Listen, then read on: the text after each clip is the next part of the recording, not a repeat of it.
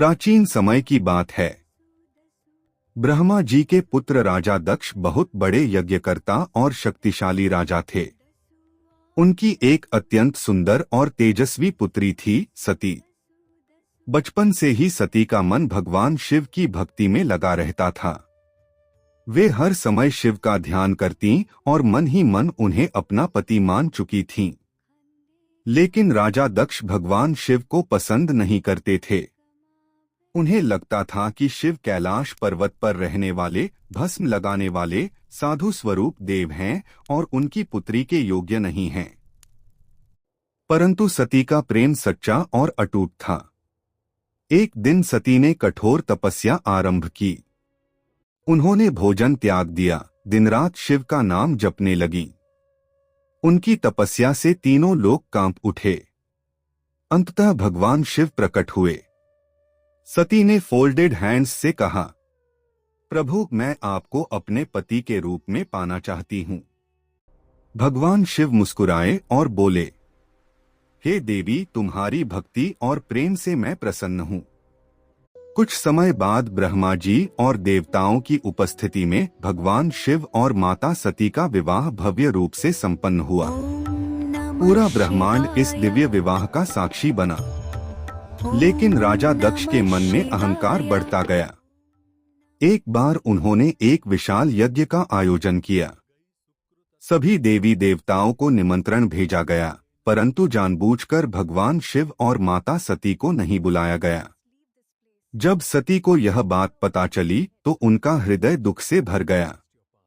उन्होंने शिव जी से कहा, स्वामी, पिता के घर जाने के लिए निमंत्रण की आवश्यकता नहीं होती। भगवान शिव ने समझाया, देवी, जहां अपमान हो वहां जाना उचित नहीं।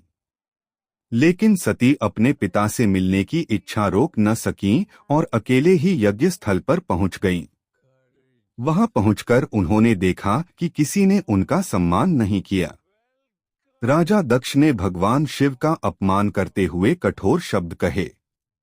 यह सुनकर माता सती का हृदय टूट गया।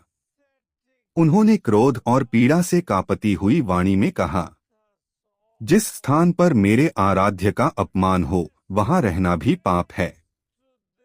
इसके बाद माता सती ने योग अग्नि द्वारा स्वयं को भस्म कर दिया।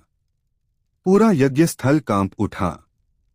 देवता भयभीत हो गए। जब भगवान शिव को यह समाचार मिला तो उनका क्रोध भयंकर रूप ले गया। उन्होंने अपनी जटा से वीरभद्र को उत्पन्न किया।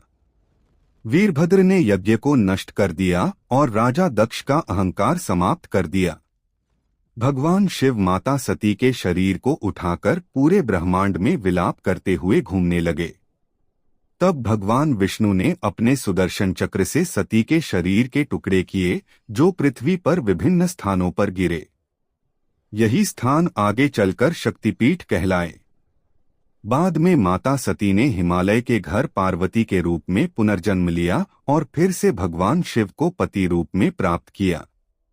कथा से मिलने वाली सीख, सच्ची भक्ति कभी व्यर्थ नहीं जाती।